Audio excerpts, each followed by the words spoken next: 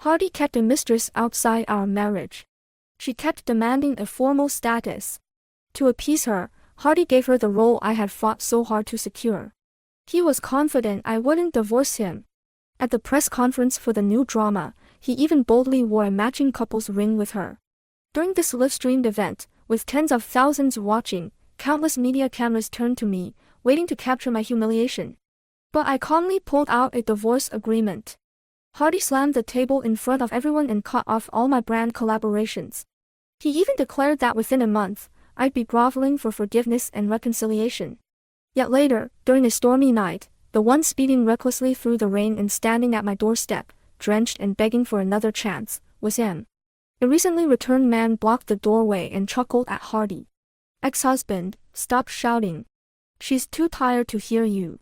When the lead actress for the film As It Was officially announced, chaos broke out in my studio. "What's going on?" They replaced the lead without a word. Why didn't anyone inform us in advance? We cleared the next 3 months just for this shoot, Crystal. My agent, Crystal, dialed the production team angrily, but they brushed her off with a few vague replies. Perhaps Nellie should call Mr. Hardy herself to discuss this. Hardy wasn't just the biggest investor in As It Was, he was also my husband. Everyone in the studio turned to look at me, their gazes urging me to act. I lowered my head to the script, my fingers icy cold as I stared at the lead actress's name, Phyllis. Rumors had long swirled that Phyllis was Hardy's mistress. Until now, I hadn't taken them seriously. We'd been married for years. Even if Hardy didn't care deeply about me, he'd never done anything so blatantly outrageous. But this time, to pacify his mistress's demands for recognition, Hardy had handed over the lead role I'd worked so hard to win. He knew exactly how much this role meant to me. I called him 3 times, but there was no answer. Crystal patted my shoulder to console me. "Ask him when he gets home. You sacrificed so much for this role, it's not worth losing it out of pride." But Hardy didn't come home that night. I sat on the couch, waiting from dusk until dawn before he finally returned. He gave me a fleeting glance, showing no intention of explaining himself. I finished my tea, looked up, and asked, "Why was I replaced?" "Because I wanted to replace you," Hardy replied indifferently. Then, tilting his head, he smirked. "What? Are you upset?" Hardy always knew how to provoke me with the simplest words. He walked over, leaned down slightly, and looked at me with mocking curiosity. "A star like you, who prides herself on earning everything on her own, upset over a measly lead role." His tone was dripping with ridicule. Hardy had once gripped my chin and said, "Nellie, as long as you please me, I can elevate you to any position you desire." Now, through his actions, he was showing me just how wrong I'd been to reject him back then. In the past, I wouldn't have bothered to argue with him. But this time was different. As It Was held all the cherished memories of someone and me. Crystal's words echoed in my mind as I suppressed my emotions and said softly, "I spent months preparing for this role." "I know," Hardy interrupted nonchalantly. My lashes trembled as I looked up at him. "You want the role back?" he asked, his eyes glinting as he leaned closer. "What can you do?" "Because I don't want to give it to you." The conversation ended bitterly. Crystal tried to comfort me several times, but I eventually spoke, my voice hoarse. "It's not a matter of pride. Hardy knows how much this means to me. He's doing this on purpose." Crystal froze mid-sentence, then looked at me for a long moment before murmuring, "What kind of marriage is this?" Indeed, what kind of marriage was this? It was always a transactional arrangement. Hardy brought wealth and status, and everyone assumed I clung to him desperately. But no one knew that Hardy had once promised to love me, word for word. Before I could even agree, my family had accepted on my behalf and sent me to Hardy's side. Over time, however, Hardy began to clash with me, as if out of spite. When drunk, he'd question me repeatedly. "Nellie, am I so unworthy of your love? Without me, would your family have what they do now? Isn't pleasing me your family's specialty?" He relished looking down on me in my despair. With a voice that seemed both pitying and seductive, he'd whisper, "Beg me, Nellie." Hardy knew I'd never lower myself to beg. And he was certain I wouldn't divorce him, for my family's sake. So, time and again, he humiliated me, delighting in my public disgrace. Hardy made an offer. If I stood outside the grand banquet 2 nights later holding a cake to welcome him, he returned the role to me. Crystal's face darkened. 2 nights from now. Everyone important in the industry will be there. Making you wait outside is pure humiliation. He's handing the role to Phyllis anyway. Does he really need to do this to you? Crystal advised me to give up on the role, but I agreed. Is this film really so important to you? She asked. I nodded lightly. Yes. Very important. It rained heavily that day. I stood at the banquet entrance with an umbrella as passing glances and murmurs pierced through the storm. I heard she's doing this to win Hardy's favor. Why bother acting so high and mighty before? She has no status or background. Of course, she has to resort to desperate measures. So humiliating. What a pity, though. I lowered my gaze, watching the rain stream along the edge of my umbrella. It wasn't until midnight that I realized what they meant by pity. Hardy never showed up. Soaked to the bone, I became the night's laughingstock. My fingers trembled from the cold as I dialed Hardy's number, but it didn't go through. Instead, I received a text from an unknown number. Heard you waited all night. So sorry. Hardy flew to S-City to celebrate my birthday, hee. Attached was a photo of an exquisite birthday cake. I stared at it for a few seconds before tossing the cake aside and walking away. Hardy never returned my calls, but he updated his Instagram. The post was deleted quickly, yet someone still managed to screenshot it. In a romantic Ferris wheel, the glass reflection faintly showed 2 people kissing. Crystal flew into a rage, furiously cursing Hardy as a scumbag. Rumors in the circle always spread quickly, and I became a laughingstock for everyone. Even so, I still didn't get back the role. Hardy looked at me, his smile reaching his eyes. Nellie, even if you had come, I might not have given the role back to you. After all, I never promised you. His tone was always light and indifferent. A chill ran down my spine, and I raised my eyes to glare at him. Perhaps my desperate look amused him because Hardy laughed even harder, lowering his head. Nellie, it's been a while since I've seen you like this. But this role has already been decided, there's no changing it. Still, I won't let you wait in vain. How about this?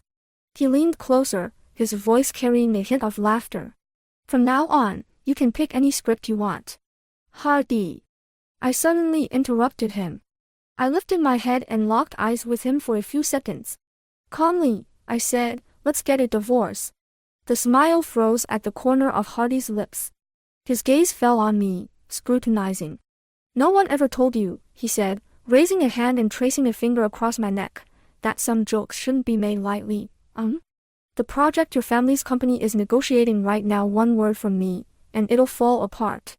As if to prove his point, the moment he finished speaking, a notification from my family popped up on my phone. I closed my eyes. I didn't need to look to know the message would be about how I should accommodate Hardy. Hardy lowered his gaze back to me, his eyes once again filled with amusement. He spoke in a soft yet unwavering voice. Nellie, you can't leave me. After that day, Hardy began pampering Phyllis in a vengeful way. Whatever she wanted, Hardy made sure she got it. Phyllis frequently sent me texts. Hardy gave me a limited edition bracelet. I heard it's the one you've always wanted. Thought I'd show you. Thanks to you, I wouldn't have met such a wonderful Hardy. Oh, by the way. Don't bother waiting. Hardy insisted on taking me to watch the fireworks. The numbers kept changing, as if blocking them would never be enough. The better Hardy treated Phyllis, the more rumors about me flooded the internet. They spread like wildfire. Thank goodness Nellie finally ruined herself. Marriage of convenience? True love triumphs, okay. When will the old hag Nellie step aside for Phyllis? Divorce? As if she'd ever dare. Everyone was convinced I wouldn't dare to leave Hardy. Including him. He snatched my phone and stared at the screen, reading the comments for a few seconds before looking up at me with a smile. So, you do care. Then why not just yield to me? He leaned closer, the smell of alcohol in his breath as he murmured near my ear. Nellie, just give in. Say something I want to hear. Whatever Phyllis has, I can give you too. I raised my eyes and looked at him calmly. That night, my demand for a divorce hadn't left any impression on him. In this play, Hardy was always behind the scenes, directing. He understood better than anyone how much public opinion could affect me. And yet, he just wanted to watch me lose all dignity. To see me cornered. To see me beg him. But I wouldn't. I pushed him away and said, "Don't come near me. You're filthy." Hardy froze in place, his expression paling. When my parents called me again, I finally went back home. As I opened the door, the house was filled with people. They didn't greet me warmly. Their displeasure with Phyllis's existence was evident. My father spoke first, blaming me. "Is it so hard to keep Hardy happy? Do you see what's being said about us online now?" I chuckled. "So you're aware of how they're talking about us?" His face darkened. "No matter what, we can't afford to lose this project. You can't make any mistakes." I nodded. "The project won't fail. But this will be the last time." The relief on his face barely settled before it vanished again. "What do you mean by the last time?" "All these years, our family has benefited enough. It's time to stand on our own. This project will be my last act of endurance.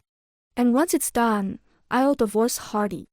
Before I could finish, his hand came down on my face without hesitation. "What do you think you are? Without the support of Hardy's family, would you even have what you do today?" My head turned from the slap, and a stinging pain spread across my cheek. But I ignored it, turned back, and calmly finished my sentence. "From now on, Nellie will have nothing to do with you." Whatever else they said, I didn't hear. I didn't want to hear. They raised me all these years, but once this project ended, our ties would be severed completely. After years of wandering aimlessly, I could finally see the end. As I stepped outside, I looked up at the sky. The sunlight was blinding, burning tears into my eyes. For a long moment, I stood there. Then a notification brought me back to reality. A headline about a new heir to a prominent family was trending. Matthew. I stared at the name, caught in a whirlpool of memories. That night, I had a dream. It was a quiet, warm afternoon. I turned the last page of a book and waved to the boy sitting in the sunlight. "When I become an actress, I want to play the lead in this story," I told him. He squinted and asked why. I ran into his arms and said, "Because I love this story. The leads are together forever." He chuckled. "But outside the story, so will we. And I'll see our Nellie become a great actress and play the lead in this book." But later, I was the one who pushed him away. On a rainy day, he gripped his umbrella and sneered, "Yeah, the male lead was never me." I woke up with a start, sweat beading my forehead. The pitch-black room felt like an airtight net, suffocating me. The day the project was finalized happened to coincide with Hardy's company's new product launch. The event was abuzz with excitement. Rumors had spread that Hardy would bring Phyllis to the launch, and the media flocked to the scene, drawn by the scent of scandal. Before leaving, Crystal tugged at my sleeve. "Do you really have to go? If Hardy did bring Phyllis to such a formal occasion, it would undoubtedly humiliate me." I nodded. Crystal opened her mouth to protest but froze, her expression changing drastically. I looked down at her screen. The live broadcast of the event was showing Hardy and Phyllis together. Even their outfits were carefully coordinated. The media, ever eager for drama, zoomed in on their matching couple rings. The room exploded with excitement. The live chat scrolled rapidly. "Mr. Hardy really brought her along. Matching couple rings, this is too much. Does he think Nellie won't dare file for divorce? Like she ever would. Her family depends on." I didn't keep watching. Instead, I went to find Hardy. The moment I arrived, countless eyes turned toward me. Their looks were filled with anticipation, as if waiting for a show to unfold. Phyllis spoke up with a smile. "Don't misunderstand. I insisted Mr. Hardy buy me this matching ring." "Oh."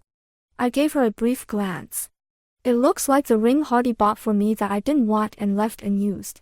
If you like it, you can have it." Phyllis's face turned pale instantly. Hardy looked up at me, slightly surprised, and lowered his voice. "What's this? Finally willing to come to me first?" I nodded. "Yes, I do have something to discuss with you." He suddenly chuckled and looked down. "Nellie, I told you you can't live without me. But coming to beg me now, isn't it a little too late?" From the moment Phyllis appeared, I was destined to become the city's laughingstock. That was exactly what Hardy wanted to see. Humiliating me was his favorite tactic. Hardy's voice wasn't loud but carried just enough for everyone in the room to hear. As he spoke, the gazes on me turned even more contemptuous. So Nellie really came to beg him. I'm dying to see what she'll say. These murmurs reached both Hardy and me. His smirk deepened as he leaned back, adjusting his posture, clearly ready to watch me speak. I stared at him calmly and, under the gaze of everyone around us, pulled a divorce agreement from my bag. It's not too late, I said, handing him a pen. If you don't mind, just sign here. Hardy's smirk froze the moment his eyes landed on the agreement. The lively atmosphere around us instantly turned cold, silence engulfing the room. What does this mean? He asked, his voice tight. You're not here to beg. Gritting his teeth, he enunciated every word. Nellie, do you dare to divorce me? It was rare to see Hardy in this state. He stared at the divorce papers for a long time, then laughed out of anger. Don't tell me you think Hardy's family supports just one project like this? I'll give you time to think it over. Hardy handed the divorce agreement back to me. Nellie, take it back now, and I'll act like none of this ever happened. No need to think about it, I replied calmly, meeting his gaze. Sign it. Hardy was convinced I wouldn't leave him. I was equally sure that someone as prideful as him wouldn't reject me in front of so many people. The whispers in the crowd grew louder. Media cameras pointed at Hardy one by one, clearly savoring this juicy drama. Hardy scanned the room, his face darkening by the second. With a bang, he slammed his hand on the table, gripping the pen so tightly his knuckles turned white. Fine. Nellie, it won't take long. You'll come crawling back to me like a dog. The divorce news quickly made it to the trending searches. My parents arrived faster than I expected. The moment my father raised his hand, I took a step back, avoiding his slap. His face was pale with anger as he lashed out at me, furious at the idea of offending Hardy. He hurled the most venomous words he could muster. I stood on the overpass, watching him lose his temper while people bustled around us. Instead of venting on me, maybe you should think about the future, I said calmly. I'm done being the sacrificial lamb. My father left in helpless fury. Even long after he was gone, I stayed there, unmoving. As night fell, I bought a few bottles of alcohol and sat on the overpass, drinking slowly. The rain started, cold and piercing, yet not a single drop touched me. A quiet umbrella appeared over my head. The fingers gripping the handle were just as beautiful as I remembered them years ago. My eyelashes fluttered. Half a mouthful of liquor got stuck in my throat, and I couldn't say a word. I never thought Matthew would want to see me again. In all the ways I imagined us meeting, I never pictured us silently drinking together under an overpass. The sound of raindrops filled the silence. Neither of us spoke. Half drunk and dizzy, I finally heard him murmur, "You're not doing well." My hands trembled, clutching the bottle as I avoided his gaze. Matthew leaned closer, his voice rough. Why won't you look at me? I was the one who pushed him away. I didn't deserve to want him again. Maybe it was the alcohol, or maybe it was because I missed him too much. Facing him, I couldn't bring myself to push him away again. Frozen, I watched as Matthew's lips met mine. Warm and soft, his kiss brought tears to my eyes. When I regained my senses, I found myself in Matthew's home. The sound of rain continued outside, blending with the intimate atmosphere in the room. I clung to anything within reach, terrified this might just be a dream. The rain suddenly grew heavier. Biting my lip, I found myself losing control. His voice was low, coaxing, "Don't be so tense. Matthew." My words were swallowed by the sound of rain and his deep kisses. The stormy night stretched endlessly, as if the rain wouldn't stop. I woke up to the sight of chaos around me. Embarrassed, I wanted to flee. Matthew emerged from the kitchen, his gaze melancholic. "Are you leaving?" I froze, unsure how to respond. "It's okay," he said softly, lowering his eyes. "It was only 2 hours." Turning away, he added, "Go, if you want." I quietly ate breakfast but didn't dare to look up at Matthew. The moment our eyes met, memories of the harsh words I had said to him back then would come rushing back.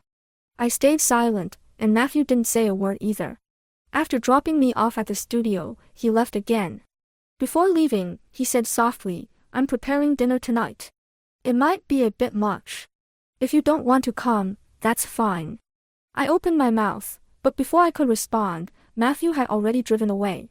I couldn't bring myself to refuse the Matthew who had returned. And, truthfully, I didn't want to. Lowering my gaze, I thought silently to myself, even if it's just for a brief moment, I'm content with this. Angering Hardy brought swift consequences. He cut off all my brand collaborations and publicly declared that I'd come crawling back to him within a month. I had expected Hardy to make things difficult for me but didn't anticipate it being this relentless. Hardy wanted me to bow my head. I became the target of online abuse, faced obstacles everywhere, and even roles I'd successfully auditioned for were replaced. Despite this, my agent, Crystal, never wavered in her support. Looking at her, I said, "This might be a tough time for a while." Crystal didn't say anything. Instead, she handed me a stack of documents. "Even tough times come to an end, Nellie. You're not someone who gives up here." Hardy's reach, no matter how long, couldn't cover the entire sky. Any role I could land, I would give my best performance. Hardy couldn't trap me forever. Matthew always picked me up in the evening to take me home for dinner. He never brought up anything about the past. This period felt so peaceful, almost as if we returned to the very beginning of knowing each other. But unlike his easygoing demeanor during the day, at night, Matthew was especially persistent. He had a habit of lightly biting my earlobe, repeatedly coaxing me during moments of passion. "What do you want? Say it." I looked up at him in distress, unable to form a complete sentence. But Matthew was patient, his fingers gently tracing along my neck. He insisted on waiting for me to speak. It felt like a lone boat on an endless sea, swaying helplessly with the waves. I couldn't escape, nor could I break free. During this period after our divorce, Hardy still hadn't given Phyllis a proper title. Crystal showed me a video, its background dim and seemingly from some bar. In the video, Phyllis was crying her heart out, choking as she asked Hardy, "You're divorced now. Why can't you give me a place by your side?" Hardy laughed and replied, "What place? That position is already taken." He toyed with the ring in his hand, his tone resolute. "Nellie will come back." I couldn't help but laugh at that. Hardy was still waiting for me to return. That's why he kept a close watch on my every move. Anything I touched, he would interfere with. After countless failed auditions, someone finally broke the silence. "It's not that you don't meet our requirements, it's just Hardy. Miss Nellie, why don't you stop being so stubborn with Hardy? Apologize, soften up, and all these problems will disappear, won't they?" I let out a laugh. Apologize? What have I done wrong? Leaving Hardy is the one thing I'll never regret. The moment those words left my mouth, a sharp crack echoed from behind me. I turned out of curiosity to see the door slowly open. Behind it, Hardy's face was darker than ever, his cold smile etched deep into his expression. "Nellie," he said, his voice chilling. "What did you just say?" Hardy had never considered the possibility of me leaving him. He had always believed I'd hit a dead end and come crawling back. But he waited for a long time, and I never returned. Hardy began to sense something slipping out of his control. So he doubled down, using every possible means to trap me. But unfortunately for him, he never got the outcome he wanted. That's why he showed up here to hear my answer in person. He didn't expect to hear this. Hardy was furious. Sensing the tension, everyone else tactfully left the room. Just as I was about to leave, Hardy grabbed my wrist. He looked at me, his gaze unwavering. "Have you had enough?" I stared back at him, bewildered. "Without me, your father's company is already in chaos. And look at you, a complete mess." Hardy reached out, brushing my hair as if in pity. "Nellie, don't you understand? You can't live without me. Just ask me." His tone suddenly shifted as his gaze fell on my neck. His expression darkened, terrifyingly so. "What's this?"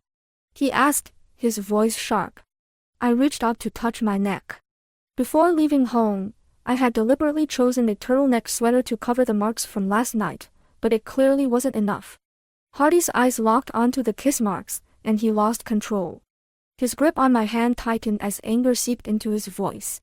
"Nellie, what is this? Let go, Hardy."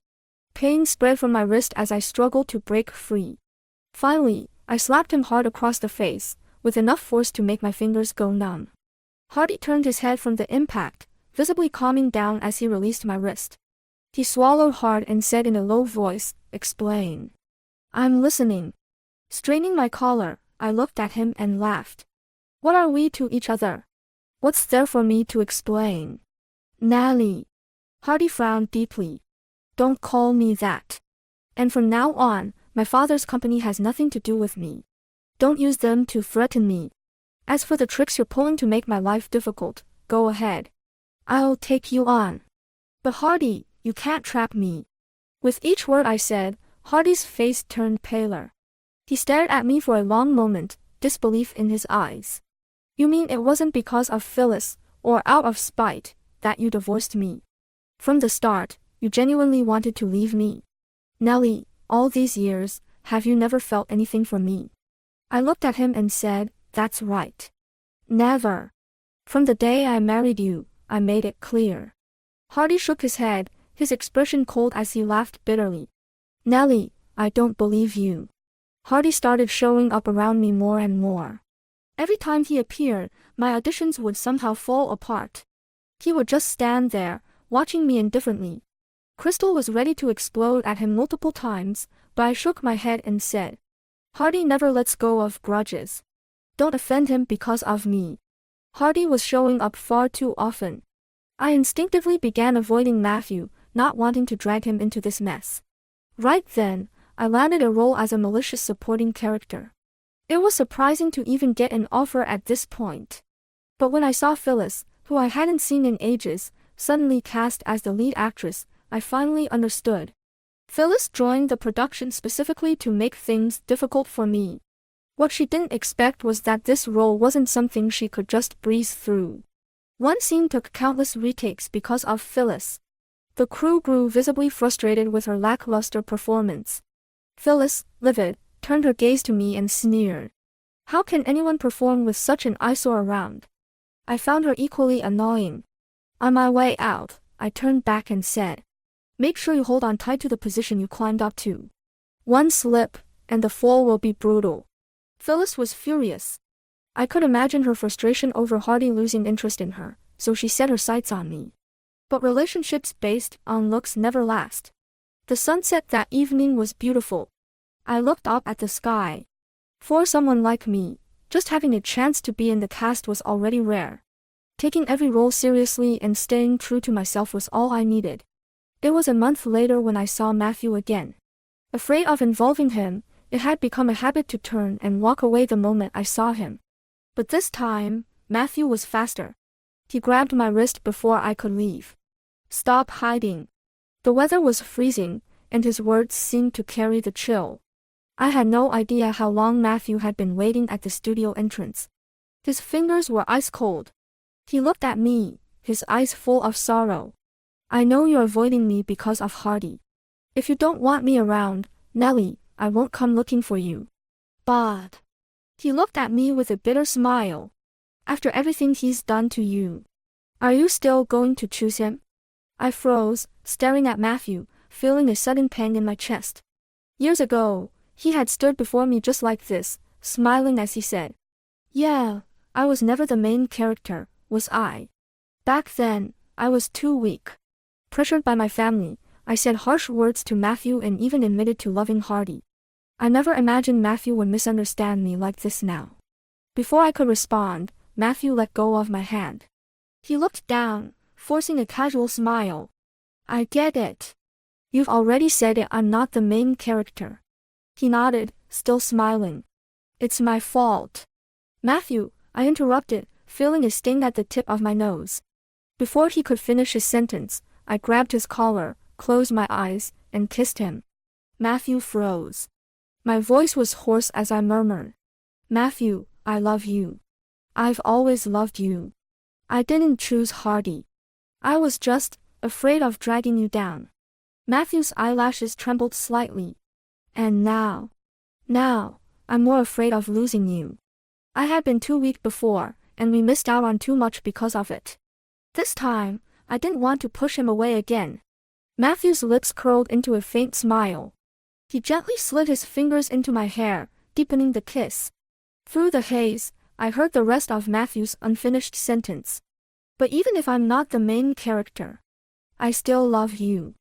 After that day, Hardy, who had always been clingy, suddenly disappeared.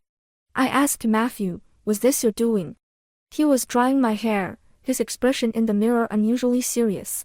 I know you want to make it on your own, so I've stayed out of it until now. But this time, it wasn't because of you. Hardy's family has monopolized resources for too long. It's time for someone else to take a piece of the pie. So, I gave him a little trouble to keep him occupied. Company matters should be enough to keep him busy for a while. Matthew didn't like talking about Hardy and quickly changed the subject. Our star actress Nellie, you have to keep pushing forward. I know you've given it your all for us before, so don't be too hard on yourself. From now on, just keep moving forward. If you're ever tired, I'll always be here for you. Matthew was always like this, gentle and reliable. At that moment, I made up my mind that I couldn't let myself become a burden to him. At least for now, I wasn't a match for him. For the next few months, I poured everything into my work. Every role I took on, I approached with utmost dedication. I wanted to stand beside Matthew on my own merit. But it wasn't until later that I realized the small trouble Matthew mentioned had plunged Hardy into months of crisis.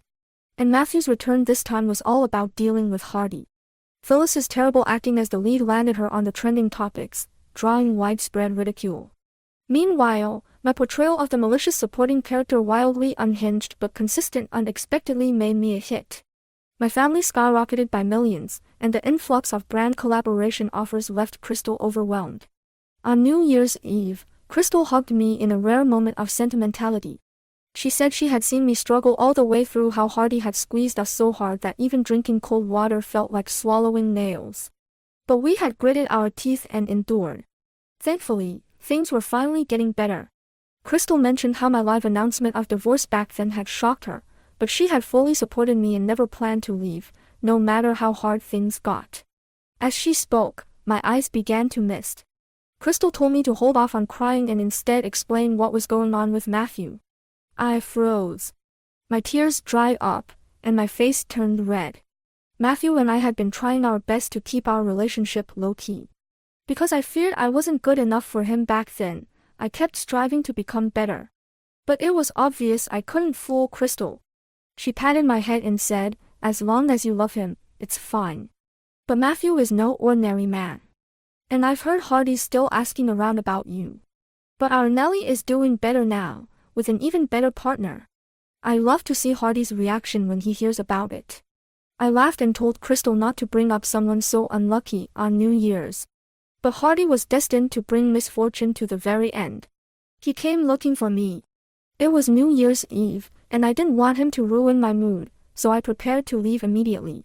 But he blocked my way again and again. Nellie, it's New Year's already.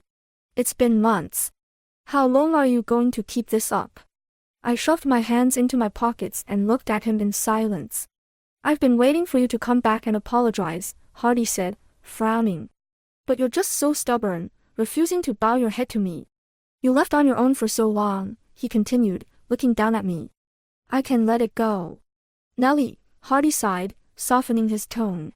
If you just say one word to me, anything conciliatory, I'll let bygones be bygones. I can give you the resources and brands you want, deliver them to you on a silver platter. All I need is for you to yield. Hardy sounded sincere, but I couldn't hold back a laugh. I thought he might have changed over these months, but nothing about him had.